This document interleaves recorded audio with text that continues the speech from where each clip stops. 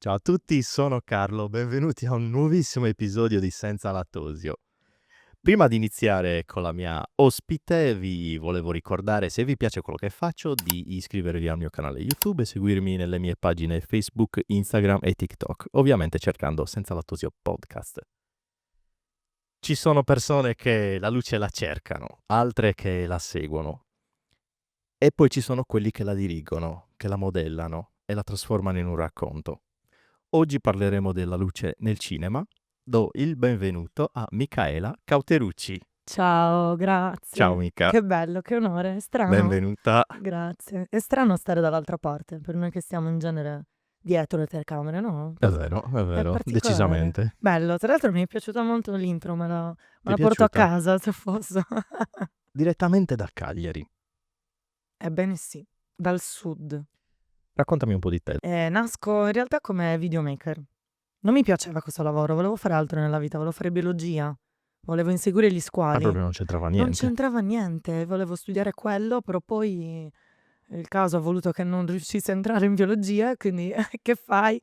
No, però a parte quello, chiaramente avevo una passione per il video. Mio padre mi ha portato a fare questo. In realtà lui era un ex pilota degli Atlantic, quindi faceva proprio un altro lavoro, però aveva la passione per il video, quindi questa cosa me l'ha trasmessa. E durante i miei studi, non di biologia ovviamente, perché lo sappiamo, non ho fatto Scienze della biologia, comunicazione. scienze della Ho comunicazione, studiato. bravo, sei informato, sai chi sono. Durante i miei studi ho detto, vabbè, però devo anche lavorare, fare un po' di pratica, perché scienze della comunicazione è un bellissimo corso di laurea, però devi fare della pratica, se vuoi fare cinema o anche soltanto video. E quindi ho detto, ok, inizio un po' a fare i matrimoni, le cose che si fanno a base. I matrimoni non mi piacevano. Io li Ehm, faccio ancora. ma sei fortunato, perché poi vedi, adesso il cinema è un po' in crisi, quindi conviene continuare a fare un po' di... Dei matrimoni no, non vanno in crisi. Quelli no, però bisognerebbe fare anche video sui divorzi. Lo sei mai chiesto? Secondo me si guadagnerebbe molto. No. Sì, non lo so, può Ah, essere rischioso. però può essere anche divertente, no? Vabbè. Io stavo pensando più ai funerali. Sì, beh, comunque le persone muoiono, quindi è un mercato in espansione. Pensa quando c'era il Covid, era ancora più che cosa brutta che se uno dice, No, ma dai, no. scusateci.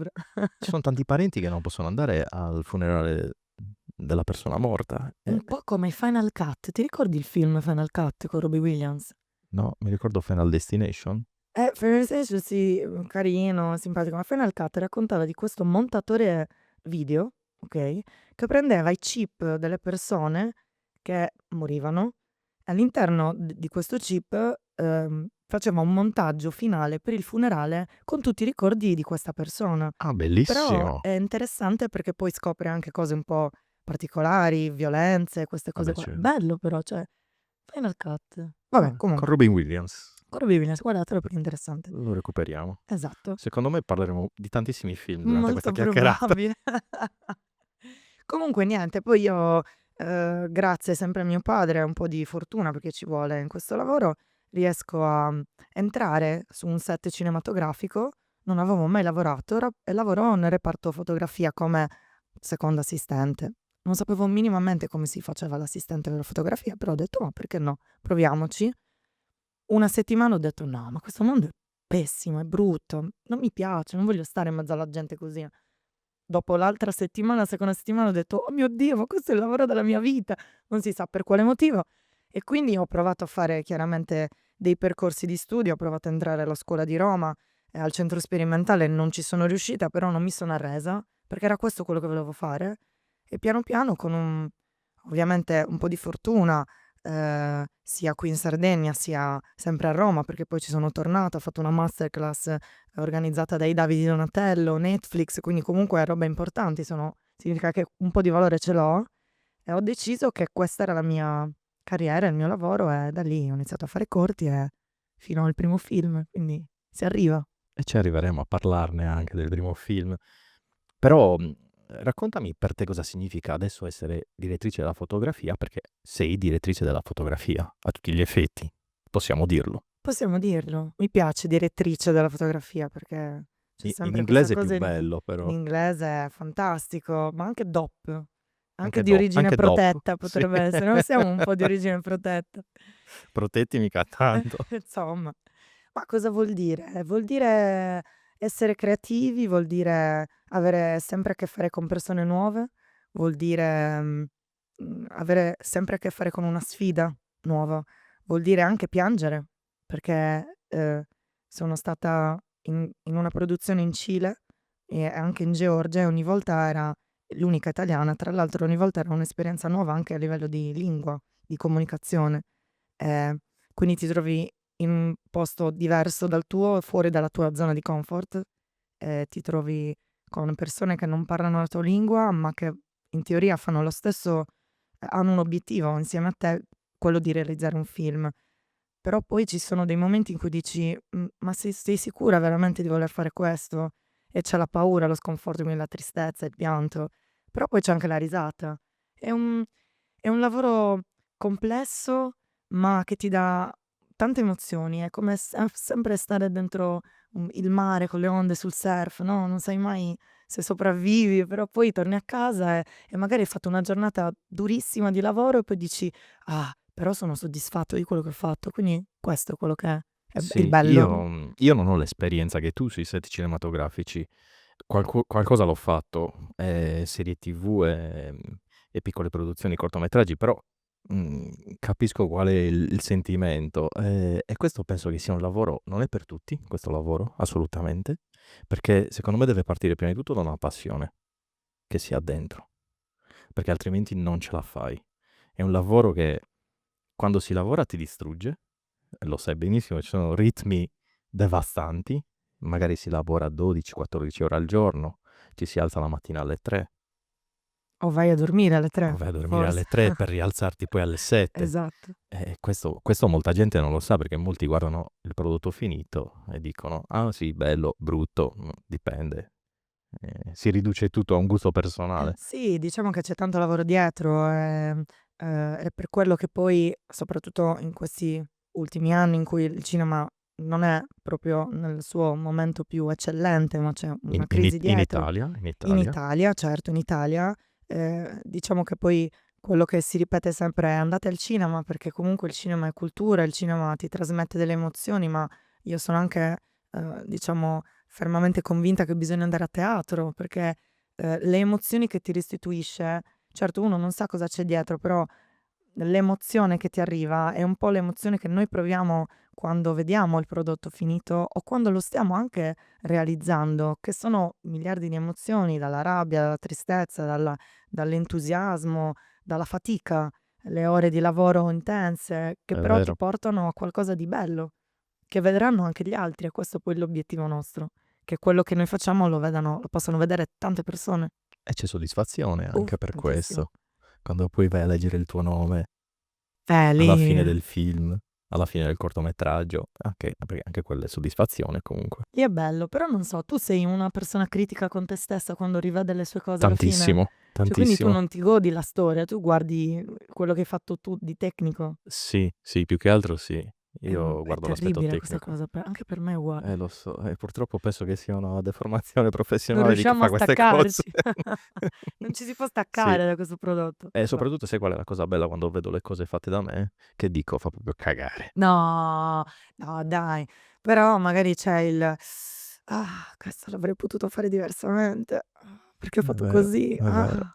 Ah". E vabbè, però poi c'è. E poi c'è si tiene. Ma sì, certo, si impara, si cresce. Tu hai lavorato a diverse produzioni, sia più indipendenti, sia un po' più strutturate. Qual è la differenza? La differenza è prettamente il budget di base, la verità è I questa. soldi sono I sempre un soldi problema. fanno la differenza ed è una frase verissima. Sì, il budget è la differenza abissale. Chiaramente le grandi produzioni si possono permettere di, oltre a poter girare in tanto tempo, in genere un film base si gira in 4, 5 settimane, i film a grandi budget si possono permettere anche di stare 8 settimane fuori a girare, senza Anche se grossi limiti. le grandi produzioni lo stesso hanno tagliato un attimino con i tempi, perché anche lì comunque i meccanismi sono velocizzati. Si sono velocizzati, certo.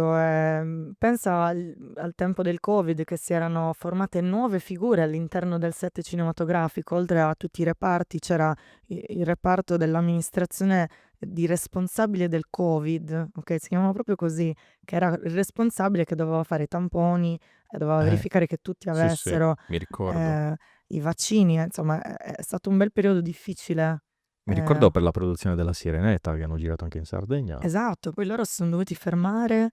Pensa lì il budget quanto grande era. Loro hanno iniziato a girare, poi c'è stato il Covid e si son dovuti fermare perché all'interno della grossa C'erano stati dei produzione contagi. c'erano stati dei contagi, si sono fermati, hanno aspettato settimane, poi hanno ripreso. Tutto questo è costo, perché è difficile che tu possa far rientrare le persone in una situazione del genere che vengono dall'estero di nuovo all'estero e poi farle ritornare. Quindi è più semplice mantenerle nel luogo, e mantenerle ha un costo.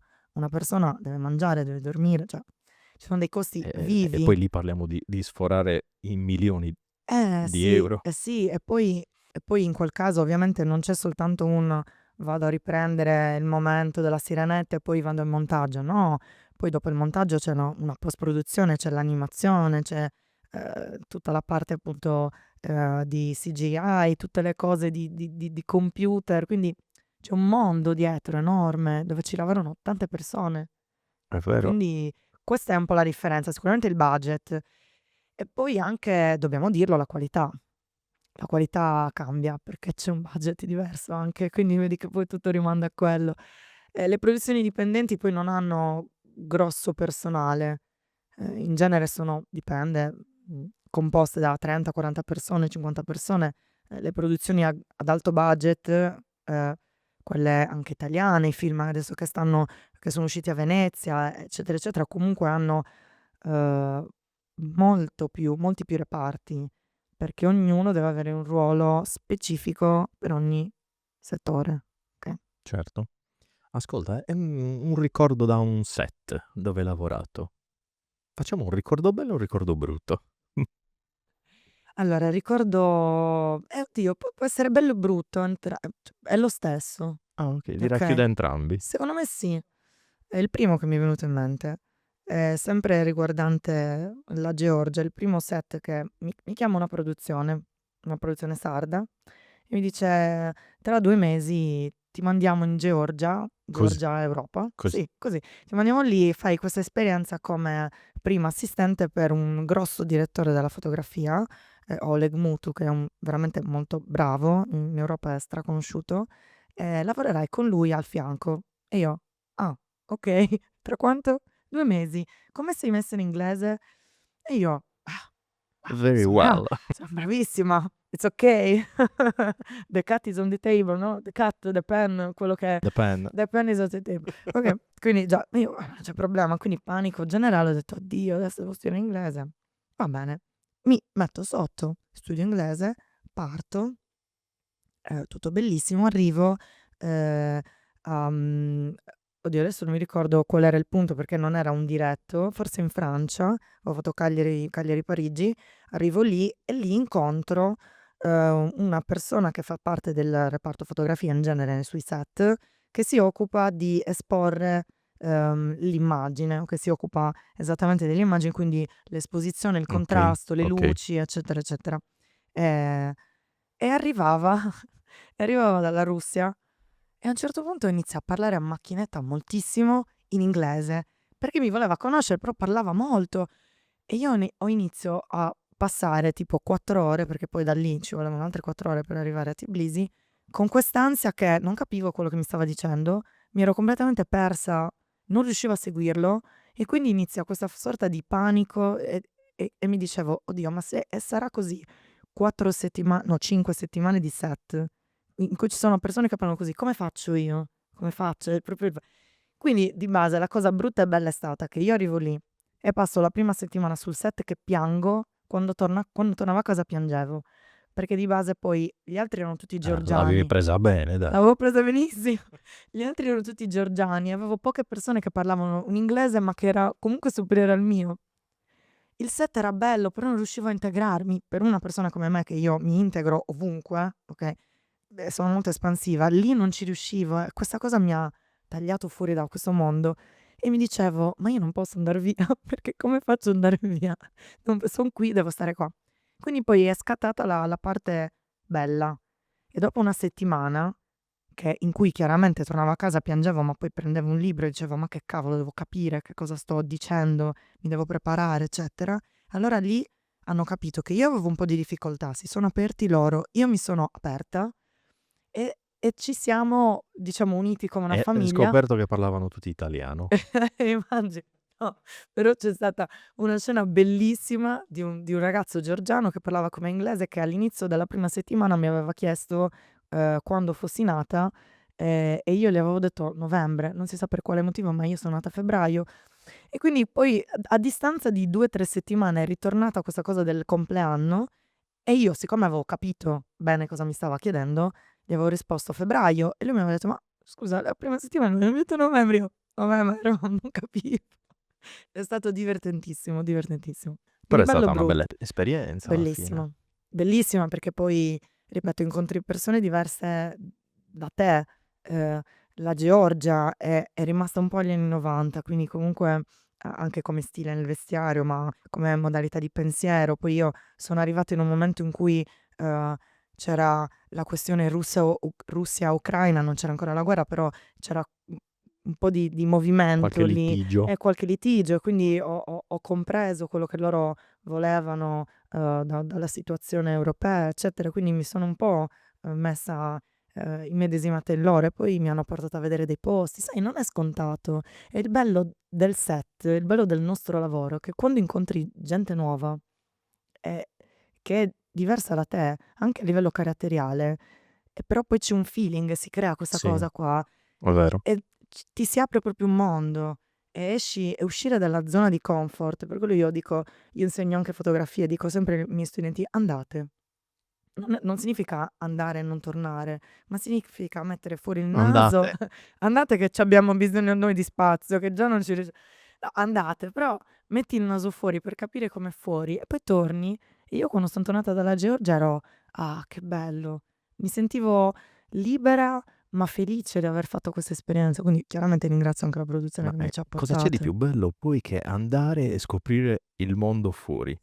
Perché noi nell'isola pensiamo che non c'è niente, oltre l'isola non c'è niente, invece c'è un mondo incredibile, pieno di persone incredibili. Pieno di persone, un cibo diverso, scambi culturali, ehm Malattie. sì, vabbè, poi speriamo di no, però poverini, no, dai. Sì, Ci vabbè, sono cioè anche nel sen quelle. c'è le malattie, sì, c'è la guerra, dobbiamo parlare di cose tristi, no. No, no. Ma scusa, ma al lato pratico che cosa facevi in Georgia? Proprio al lato praticissimo. Facevo parte del reparto fotografia e mi Okay, occupavo di assistere il direttore della fotografia nell'assistenza della camera, quindi il cambio ottiche, quindi la pulizia della camera, il settaggio della camera. Di base il direttore della fotografia, quando non è seduto con la macchina per fare le riprese, perché non è quello in teoria il suo lavoro. Il direttore della certo. fotografia dovrebbe stare dietro un monitor e dire: "Ok, ai macchinisti elettricisti, piazzatemi le luci, qui la scena è questa, fate questo e questo", e lui sta fermo e c'è un operatore di macchina, ma non è sempre così, in Italia non è così, e quindi il direttore della fotografia spesso è operatore di macchina. Boris insegna. Boris insegna, Boris è meraviglioso, smarmella tutto, Duce, sì. A volte in realtà c'è questa cosa dei direttori di fotografia che ancora tirano di coca, però non si dice, però non si questo bisogna togliere. Questa la taglio. Ma no dai, ma quelli di Roma, non noi. Ah, okay, allora la lascio, allora la lascio. No, però, e lì appunto facevo, appunto l'assistenza alla camera, ma, ci sono state delle occasioni in cui, siccome giravamo con 2 camere, l'operatore non stava bene e il direttore della fotografia, che sapeva che io facevo già fotografia in Italia, mi ha detto: "Vuoi fare tu la seconda camera?" Bello. "Sì, bello." Cioè sì, avevo un'ansia, però certo lo faccio E quali perché ti devi camere buttare. utilizzavate? Alexa Harry. Di base, in cinema c'è questa moda assurda, un po' come la moda in generale, no, Esatto.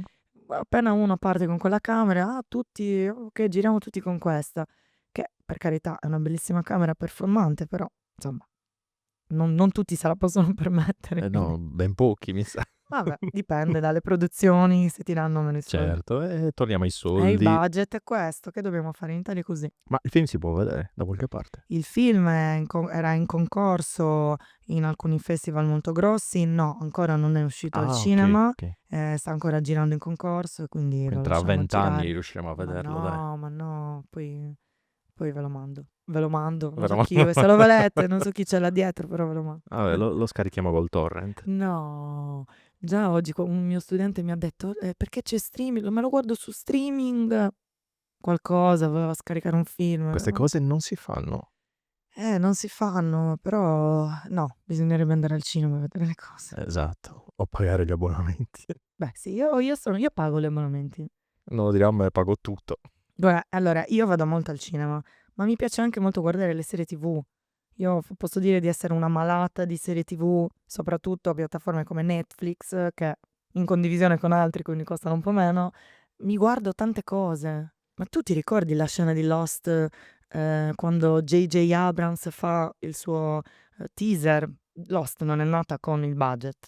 Sì, Lo- sì, mi ricordo Lost, l'episodio 0, esatto, diciamo. l'episodio 0 Sì, chiaramente sì, serve, e si fa per, ancora, per proporre per la... proporre, poi si va con l'episodio, il produttore dice io ho questo prodotto, mi date i soldi, lui è stato fortunato, gli hanno dato dei soldi, ma il primo episodio, la scena in cui loro corrono in mezzo al bosco, non corrono Sì, davvero, sì, mi ricordo. è fantastico, ci sono dei ragazzi, degli scenografi che muovono le foglie davanti ai visi, comunque intorno a questi che corrono, simulando una corsa, ma questi corrono sul posto.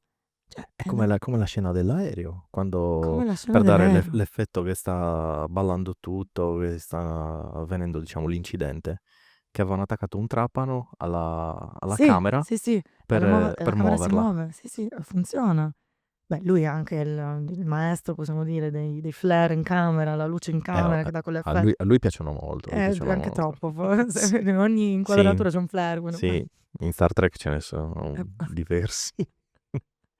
Cavolo, comunque vedi, stiamo parlando di cinema per la fine. Tanto di quello dobbiamo Mannaggia, parlare. va bene, ci sto.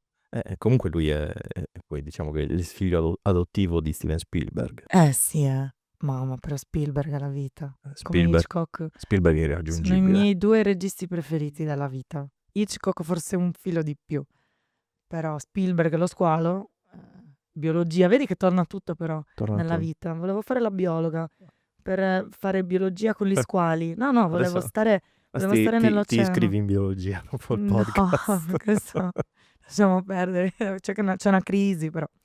E vedi poi alla fine uno dei miei film preferiti è Lo squalo di Spielberg, quindi vedi che poi tutto torna nella vita. Strano questa cosa, bella, filosofica. Invece Fotota. il mio preferito di Spielberg attualmente è Jurassic Park, che è quello che mi ha fatto innamorare del cinema. Io solitamente faccio una cosa quando guardo i film.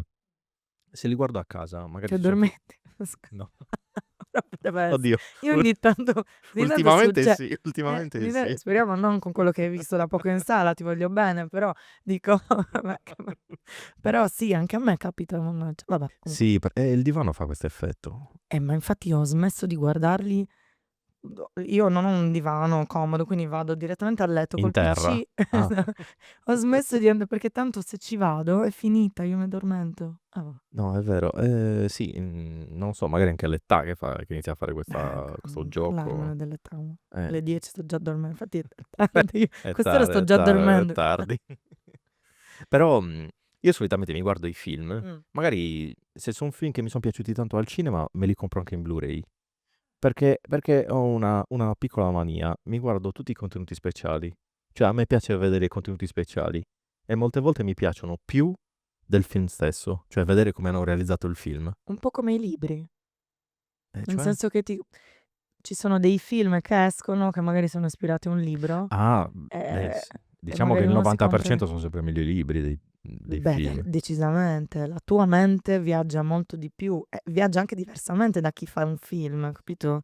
Quindi c'è proprio un'altra realtà. Però dico, molti film vengono anche stravolti rispetto a quella che è la narrazione del libro. Assolutamente sì, Vengono certo. cambiate tantissime cose che poi dici, ma cioè, cosa c'entra alla fine col libro?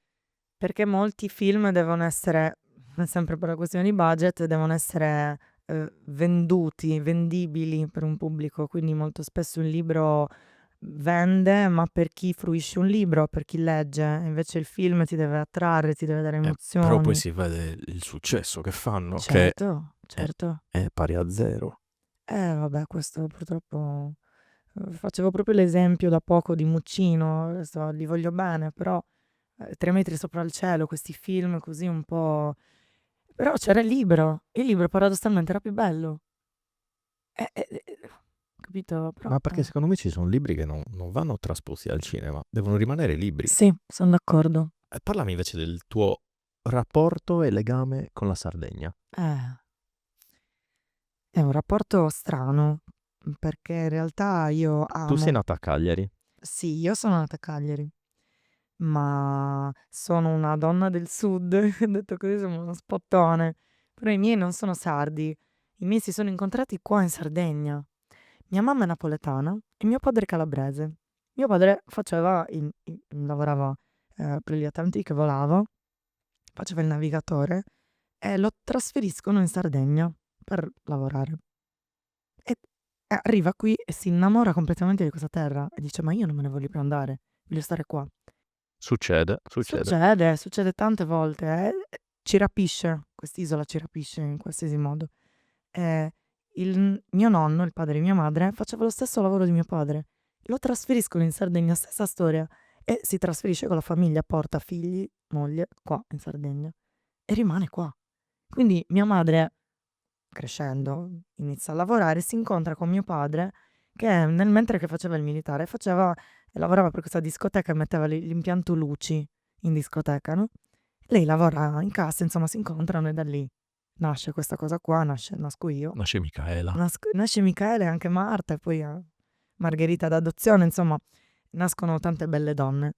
Quindi io mi sento legata moltissimo a questa terra, ma non dal punto di vista linguistico purtroppo, non ho mai approfondito questo rapporto con la lingua sarda, eppure mi piace molto, mi piacciono i suoni, mi piacciono i vostri suoni sassari, mi piace un bè, come dite voi, la vostra lingua, mi piace la lingua della Barbagia, il cagliaritano, mi piace il nenno cagliaritano, quindi però non ho mai approfondito questo rapporto. Questo è un po' mi rattrista, la verità, però sono ancora in tempo per farlo. Sì, sei sempre in tempo. Però ho un bellissimo rapporto con quest'isola. Ho provato, l'ho odiata tante volte per il lavoro, perché il nostro lavoro purtroppo molto spesso non ti dà la soddisfazione e la tranquillità economica nel dire sono in un posto che amo, sono nella mia zona di comfort con i miei amici, la mia famiglia e posso anche lavorare e sto bene. Non c'è questo molto spesso. Questo è un neo incredibile È un neo dell'isola. gigantesco, è un neo gigantesco e quindi molto spesso ho detto basta, adesso me ne vado. Non, la odio, ma la odio per il lavoro, quindi devo andarmene. L'ho fatto un paio di volte e poi ho detto no, ma mi manca.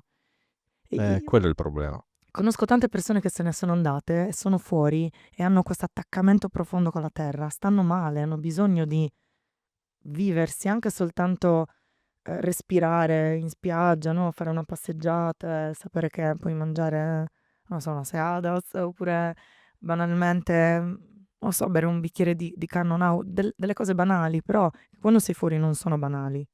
E quindi È l'attaccamento vero. per me è forte, è molto forte. Sai, io molte volte faccio un esempio e poi mi dicono, vabbè, sei scemo. Prendo Magari come esempio non sempre, diteglielo. sempre il lato cinematografico. A me piace molto Il Signore degli Anelli. Produzione totalmente neozelandese. Eh, Come tu sai, Peter Jackson ha creato un mondo un incredibile mondo, partendo da zero, perché non c'era certo. niente in Nuova Zelanda. E ha portato il cinema Ha in Nuova portato il Zelanda. cinema, non c'erano studi cinematografici, non c'era un'azienda che producesse effetti visivi, ha creato tutto lì. Io dico, ma la Nuova Zelanda un po' la paragono alla Sardegna, perché in Sardegna abbiamo tutto lo stesso, come Sì, nella Nuova Zelanda. Abbiamo le spiagge, la pianura, la montagna, la neve, c'è è una tutto. location È perfetta una per location, qualsiasi esatto. produzione. Assolutamente, si possono fare tante cose, però è poco valorizzata. Nel senso che chi lavora internamente, chi è dentro questi sistemi, dovrebbe, non potrebbe, dovrebbe, è un obbligo, sponsorizzarla in maniera tale che chi non è mai stato o conosce poco della Sardegna non pensi: "Ah vabbè, ma voi avete solo le pecore", perché ancora purtroppo c'è questa cosa Sì, qui, o il mare. o il mare, quando invece c'è un mondo interno, c'è una barbagia, c'è qualcosa di anche misterioso. Ci sono dei posti, Gairo Vecchia ancora, che è affascinante, ci sono dei posti che sono anche lasciati, no, un po' invecchiare, un po' decadere, ma che si possono fare tante cose fantastiche a livello culturale. Quindi, cioè noi la viviamo e noi vogliamo che da fuori qualcuno riesca a capire questa cosa, però chi sta ai vertici molto Esatto, poco sono spesso loro che devono muoversi. riesce, esatto, a sponsorizzarci come dovrebbe. Questo è un po' un peccato. Sì, è un peccato perché veramente abbiamo tutto quello che serve, tutto. E faccio sempre l'esempio infatti di Peter Jackson, cioè Chiamiamo Peter. Peter Chiamiamo Peter e diciamo: o "Senti, per Pietro, cortesia, Pietro. Pietro, vieni qua in Sardegna, vedi se riesci a fare qualcosa tu". Anche questo è strano, no, adesso ho fatto una battuta, però, molto spesso vengono delle persone da fuori che provano a creare qualcosa, magari ci riescono anche. Perché? Perché secondo te si dà valore, i vertici, i big danno valore all'estero, cioè a quello che viene da fuori e fa qualcosa per la terra, piuttosto che chi sta qui che ha delle idee geniali non viene valorizzato? Secondo te perché? Perché secondo me non capiscono quale sia il vero valore del cinema. Cioè il cinema può veramente creare un indotto, esattamente come il turismo. È successo in Nuova Zelanda. Si è creato un indotto, e un indotto di milioni, non è che parliamo di spiccioli. Beh sì, Bisogna, non è che ci dobbiamo credere noi ci crediamo, ci devono credere loro a questo. perché poi a questo si aggiunge, l'hai detto tu, il turismo. Purtroppo, per fortuna, essendo un'isola, tutto costa di più. E quindi ci dovrebbe essere anche una sorta di gioco tra le parti di chi fa turismo e chi promuove la cultura, nel dire: "Okay, se io devo portare una produzione", perché è quello che capita, se io devo portare una produzione di Roma qui e sponsorizzare le persone che già lavorano nel settore qua, per farle lavorare con questa produzione di Roma, per evitare 1 che loro magari si portano persone da fuori e quindi noi non lavoriamo, okay?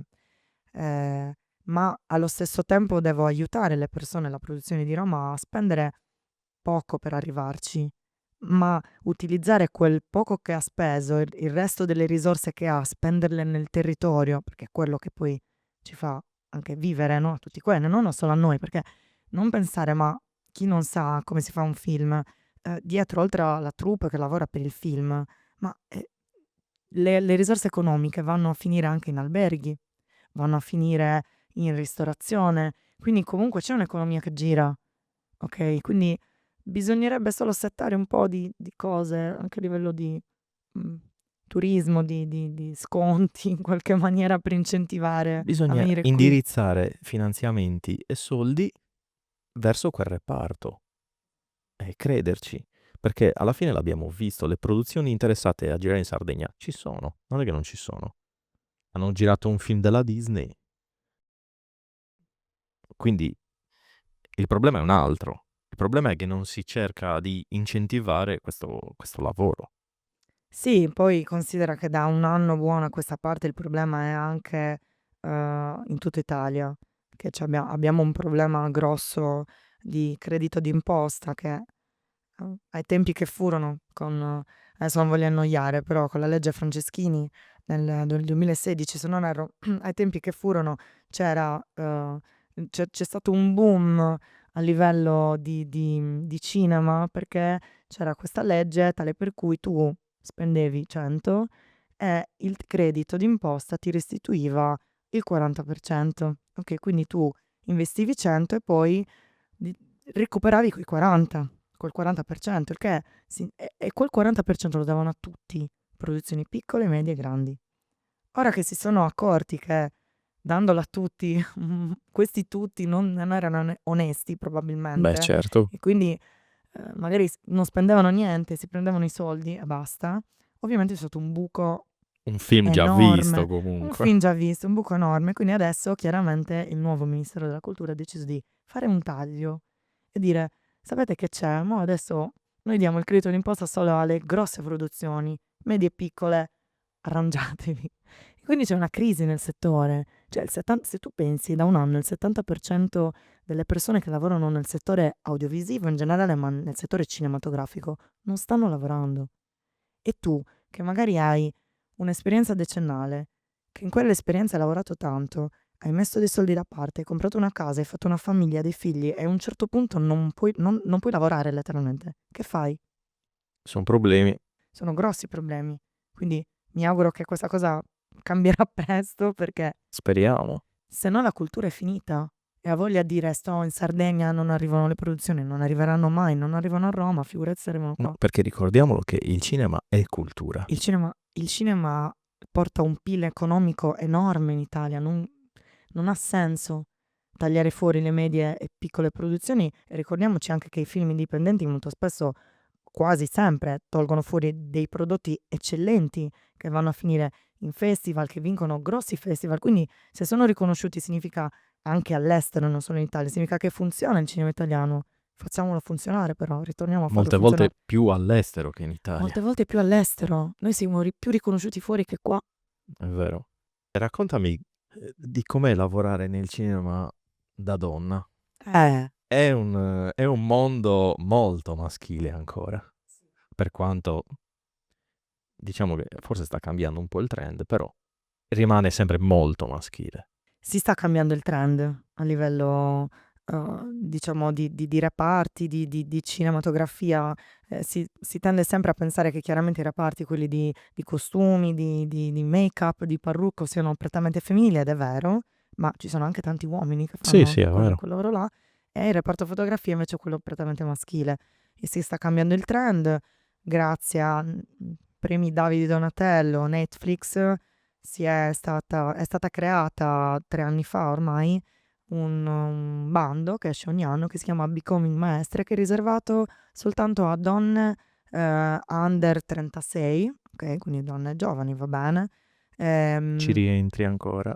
Sì, ma l'ho già fatta la prima edizione, sono passata Ok. alla prima edizione, basta. Non puoi rifarlo? No, ma una sola volta. Però è una masterclass di 6 mesi dove hai a che fare con altre ragazze di altri reparti, quindi regia, montaggio, suono, e frequenti, diciamo, degli incontri anche con maestri di un certo livello, sia del tuo reparto, ma anche di altri reparti, quindi incontri registi acclamati in Italia, all'estero, insomma, è un bello scambio culturale. Bello. E questo ha aiutato a incentivare poi la possibilità a fine corso di inserire, in questo caso erano 6 reparti, però poi si sono ampliati i reparti durante gli anni, inserire 6 donne a fare un tirocinio su un set italiano, ok? Quindi questo era un: ok, spingiamo le donne, anche questo è servito. Sai la cosa assurda qual è stata nella prima edizione? Che ci sono stati degli uomini che si sono lamentati del fatto che questo bando fosse riservato solo a donne. Mamma mia. Cioè, quindi c'è questa cultura assurda, come se si fossero sentiti esclusi. Ma quante volte ci siamo sentite noi escluse? Quante difficoltà abbiamo avuto in un io ad esempio collaboro ho un reparto, chiaramente col tempo ho avuto la possibilità di collaborare con tante persone e mi sono un po' scelta il mio reparto e le persone affidate che lavorano con me. Quindi quando in genere c'è una produzione che mi chiama per un film, io so già chi chiamare del mio reparto perché comunque mi trovo a mio agio, loro sanno come lavoro, io so come lavorano loro, quindi non ci dobbiamo dire niente. Eh, e il mio reparto però è bilanciato, cioè io ho scelto non solo di lavorare con maschietti, ma anche con femminucce, perché credo nella collaborazione continua tra generi. Ok, che brutta questa parola generi, però No, tra le due penso che parti. la competenza non abbia senso. Genere, sono d'accordo. Non Se una esiste. è brava, che sia maschio o che sia Sì. femmina. Quindi Quindi donne, fatevi avanti, il cinema può essere anche per voi. siamo andati molto lunghi, molto Scusami, lunghi, io mi sono però lanciata. dobbiamo ancora parlare di almeno un paio di cose. Vai. Adesso scusa, sei al cinema con un film di cui hai curato la direzione della fotografia. Finalmente. Lo ridico, finalmente. Finalmente sì. Io già lavoro nel settore da 10 anni buoni, finalmente è uscito un lungometraggio dove c'è il mio nome in grande. Sei contenta? Moltissimo, di vedere il mio nome in grande, moltissimo. Di vedere il risultato anche. Per ritornare un po' al discorso iniziale, quando si va a vedere un film o il proprio prodotto, ci sono ovviamente delle autocritiche che ti fai, però poi ci sono dei momenti in cui ricordi le scene che hai girato, quei momenti rimangono nella tua testa e dici: "Ma che bello, ma ti ricordi quella volta in cui c'erano 40 gradi ed eravamo dentro un posto al chiuso, abbiamo girato quella scena, che ridere". E questo è il bello del cinema, il fatto di scambiarsi, di ritrovarsi anche con attori. Adesso il film che è uscito l'abbiamo girato qui a Sassari, quindi grazie per avermi adottato, Sassari. Parliamo della Guerra di Cesare, diretto da Sergio Scavio, Sì, scritto da Pierpaolo lui Picciarelli, da lui e da e Pierpaolo Pierpaolo Picciarelli, Picciarelli. sì. La produzione è sì, Ombre Rosse, è sarda e siciliana, will sì. Sì, diciamo che chi ha lavorato comunque nel Ombre film Rosse, certo, è sì, sì, tutta in generale una sì. crew Sì, prettamente sarda, diciamo. sì, la maggior parte sì. Lato tecnico, come l'avete girato? Allora, lato tecnico, non avevamo grosse risorse, quindi abbiamo scelto su una camera che avevamo già noi. Io posseggo una RED, quindi mi sono proposta nel dire: "Okay, non noleggiamo una camera da Roma, ce l'abbiamo già. Magari noleggiamo delle ottiche, noleggiamo, delle luci in più che qua non ci sono, insomma noleggiamo altre attrezzatura che ci può aiutare". E così è stato. Quindi abbiamo utilizzato una RED con ottiche zoom, Angenie zoom. Perché zoom? Perché l'idea era comunque di fare un film, che durante la ripresa avesse anche dei movimenti di camera, non solo movimenti proprio di carrelli, ma anche proprio di zoomate, okay? C'è qualche scena che ha questa cosa qua, questo movimento qua. Ehm, e poi che vuoi sapere il lato tecnico? Non so quanto ci avete messo a girarlo, dove avete girato. Allora, abbiamo girato in 4 settimane, serratissime. Tra l'altro tra giugno e luglio c'era un caldo allucinante Beh, qua. comunque 4 settimane per un film da 93 minuti, se Eh non sì, erro. 1 ora e mezzo, sì. Tempi Tempi strettissimi. strettissimi, soprattutto ripeto con la fatica e il caldo. Al tempo c'eran 40 gradi a Sassari, veramente una roba Non allucinante. molti dai, non molti. Sì, comunque, soprattutto quando devi girare in un posto al chiuso, senza aria condizionata, è un po' tanto. Sergio io non lo conoscevo, non avevamo mai lavorato insieme, diciamo che la produzione ci ha fatto incontrare. Racconto sempre questo aneddoto perché fa molto ridere. Ci siamo incontrati in un bar, che è una cosa che fa molto ridere a tutti perché i sassaresi, voi siete delle persone bellissime, però ci portate poi a bere tanto e questo non so perché, comunque ci si incontra sempre nei bar, che rispetto a Cagliari è una cultura diversa, cioè voi siete sempre Sono nei... un luogo di incontro i bar. Ed è bello perché da lì nascono anche delle belle idee. E noi ci siamo incontrati lì e ci siamo anche amati e un po' odiati perché non ci conoscevamo. Ehm, e io ho capito subito che lui era un regista comunque, che aveva ovviamente avuto altre esperienze di cortometraggi, eccetera, ma un regista molto classico, fammi passare questo termine, quindi, pochi movimenti, ma molto puliti e quindi inquadrature molto statiche, a cavalletto, niente sporcature, voleva una fotografia così. E io ho detto: "Va bene, il regista giustamente sei tu, il prodotto è il tuo, ma se noi facessimo questo, ma con inquadrature un po' diverse, un po' anche fastidiose a volte, un po' strambe", perché è un po' strambo il film, è un tragicomico con personaggi strambi e quindi raccontiamo i personaggi anche attraverso la fotografia. Raccontiamo che a un certo punto un personaggio entra in un bar di un pakistano, si prende una birra, ma quel bar ha delle luci, effetto disco che cioè non esistono nella realtà, però lo raccontiamo perché ci sono dei personaggi strani. E lui si è fidato, ha detto: "Ah, potrebbe essere, facciamolo." E quindi mi ha lasciato molto spazio. E questa è una cosa rara, perché giustamente il regista è come un figlio per lui Beh, il certo. prodotto. È uguale per me, la fotografia di un film è come un figlio, quindi ci tengo tanto che esca bene e mi piace che poi trovo persone che comunque riescono a collaborare a farmi lavorare serenamente, ecco. Io il film l'ho visto, ci siamo visti al cinema anche l'altra sera. Un'impressione che mi ha dato il film è che è ambientato nei giorni nostri, però in alcune inquadrature, in alcune scene particolari, richiama un po' agli anni 80, 70. Sì, considera che Era non voluta questa cosa o è stata una mia impressione? allora era voluta. È anche vero che non il film non ha né uno spazio né un tempo.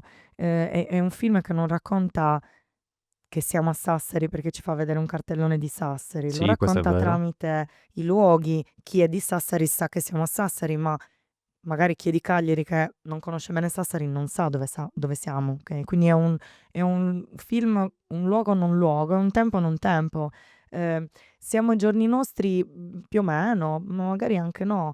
Sicuramente siamo in un Beh, diciamo momento che di ci crisi. sono delle scene, che ne so, per esempio la scena dove si fa la foto col telefonino, Sì, lì comunque riesce a inquadrare il film in un determinato certo, tempo. certo, quello senza dubbio sì. Non è un tempo super moderno, ehm, però certamente richiama un tipo di film degli anni '80. E anche il fatto di ho letto un articolo bello di cui parlavano appunto di questa fotografia e dicevano questo termine: "Una fotografia avvolgente e calda". Non è scontato. Ehm quindi forse anche questo richiamo degli anni '80, sì, di colori, perché Sì, sì, sì. abbiamo aggiunto tanti colori, ma anche di momenti in cui veramente c'è questo calore, questo caldo, questi volti tendenti all'arancio quasi. Sì, effettivamente richiamano un po' gli anni '80, un po' di grana, un po' Sì, di sì. ci siamo divertiti a fare questo film. Ho sperimentato anche effettivamente cose nuove che avrei voluto fare in altri prodotti, ma non ho fatto. E lui mi ha dato questa possibilità, Sergio mi ha dato questa possibilità e ci siamo divertiti. Vabbè, questa è anche la cosa più bella Sì, poi, quando ti lasciano libertà di esprimerti totalmente. sì, esatto. E poi chiaramente ci sono delle cose che essendo un primo lungometraggio tu vedi degli errori, è normale, dei tuoi prodotti, però poi fai Gli un errori ci secondo sono nelle film. grandi produzioni di Hollywood, Ma quindi sì, sì, poi sono errori giusti, perché poi sono errori che non rifarai.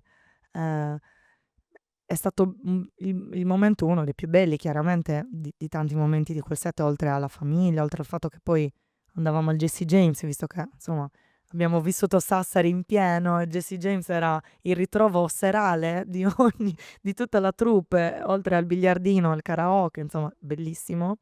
E quindi oltre a questa famiglia, uno dei momenti più belli è stato quando sono stata a Roma per fare la color, la post produzione. Ehm, e ovviamente quando esci poi dalla tua zona ti ritrovi con altre persone che hanno già visto il tuo film, e questo colorist mi aveva detto: "Il film è bellissimo, ti faccio i complimenti perché hai fatto una fotografia pazzesca".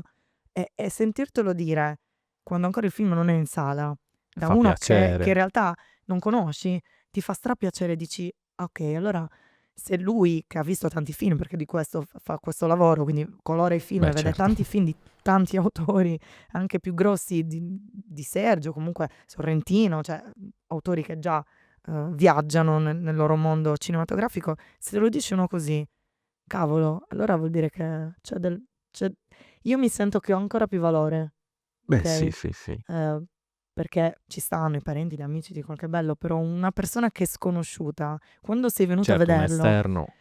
quando sei venuto a vederlo tu, che non mi aspettavo venissi tu e mi hai detto: "Mi è piaciuto, brava", è bello, ti riempie, no, questo significa che è quello il lavoro che vuoi fare, Sì, sì, lo sì. mantieni. Sì. No, poi io credo molto nella produzione nostrana del cinema. Ci credo molto di più di chi ci governa forse. Eh sì, dovete fare. Bisogna fare tanti film anche indipendenti, però fateli. È vero. Fateli, sperimentate perché è bello. Siamo arrivati quasi alla fine, di questo episodio lunghissimo, Bellissimo. bellissimo. Però volevo parlare di una cosa, perché io ho iniziato questo podcast circa un mesetto fa e ho scoperto l'altro giorno, quando ci siamo visti al cinema, che anche tu hai iniziato un podcast. Tutti a fare podcast. Tutti a fare podcast. Perché questa voglia di fare podcast? Forse perché c'ho la voglia di raccontare e raccontarsi anche. Io ho Noi che seguito stiamo dietro la camera. esatto, noi che siamo dietro, che per quello dico siamo dei multipotenziali, possiamo fare tante cose. Era il periodo in cui non stavo lavorando tanto e quindi ho detto: "Facciamo qualcosa di nuovo e di diverso". Ho seguito un corso e ho scritto il mio primo podcast dal nome "Non lo sapevo mica". Tu l'hai capito che si chiamava "Non lo sapevo mica"? Perché perché L'altro giorno quando me l'hai detto, me l'hai ripetuto 3 volte perché io non avevo capito. Mica.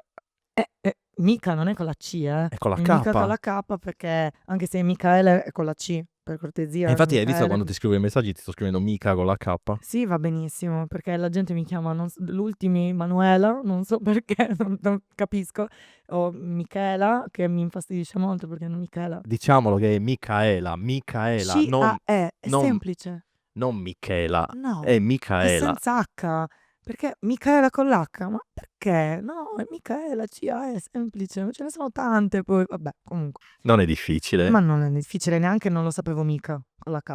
È vero? Sì, sì, sì. Non lo sapevo mica perché racconto di film e serie TV e documentari che ovviamente ho visto, di cui sono appassionata dal punto di vista cinematografico, però fotografico, cioè perché io ti devo consigliare di vedere una serie come Adolescence, di cui tutti hanno parlato, per il famoso piano sequenza. Allora io ti dico che cos'è un piano sequenza, te lo spiego come lo spiegherei a un bambino, quindi semplice, in modo semplice. Ehm, e ti consiglio di vederla anche perché è al mio gusto personale, eccetera, eccetera, eccetera. Quindi ogni puntata racconto di un film, un documentario, una serie, e sta crescendo questa voglia di fare, di Io le ho raccontare. ascoltate tutte. Bene, che mi fanno Son molto cagare. belle, son molto No, Vabbè, non so. Io accetto le no, critiche. no perché son senza lattosio Ma sicuramente. Quindi come? È vero, potrebbe essere. no, no, molto belle. E escono ogni martedì, giusto? Escono in ogni martedì, in qualsiasi piattaforma streaming, anche su YouTube, nonostante comunque non ci sia la parte video, ci sto lavorando, però sì, potete ascoltarla. L'ultima che è uscita martedì stamattina, dura 20 minuti. Beh, è leggera, però si parla di animazione, ad esempio stamattina parlavo di animazione, quindi non di più di un semplice spostamento da casa al lavoro, non di più, Esatto, no, non di più, infatti semplice. io le ho ascoltate a letto. Ma si è addormentato. No, son rimasto sveglio. Io direi che siamo arrivati alla fine. Ah Abbiamo sì? parlato Così tantissimo, veloci? così veloci, è volata. Avremo sicuramente tantissime altre cose di cui parlare, perché il cinema è immenso, è un mondo incredibile e ci son tante storie da raccontare. Nessuno ci vieta di raccontarle in futuro. Perché no? Intanto la gente va al cinema. Io sono Esatto. certa che dopo questa puntata andranno ancora di più al Tutti cinema. al cinema. Andate al cinema. Però prima di lasciarci, Oddio, un'altra ultima domanda. no, hai detto che c'era prima l'ultima domanda. Vai. No, ma questa è la Sono questa è la domanda è che chiude difficile. questa è la domanda che chiude il podcast. Ah, è difficile, È però non me le potevi difficilissima, mandare è comunque. La prossima difficilissima. volta son pronta. E quindi ti chiedo, con o senza lattosio? Senza lattosio assolutamente. Non si può vivere col latte.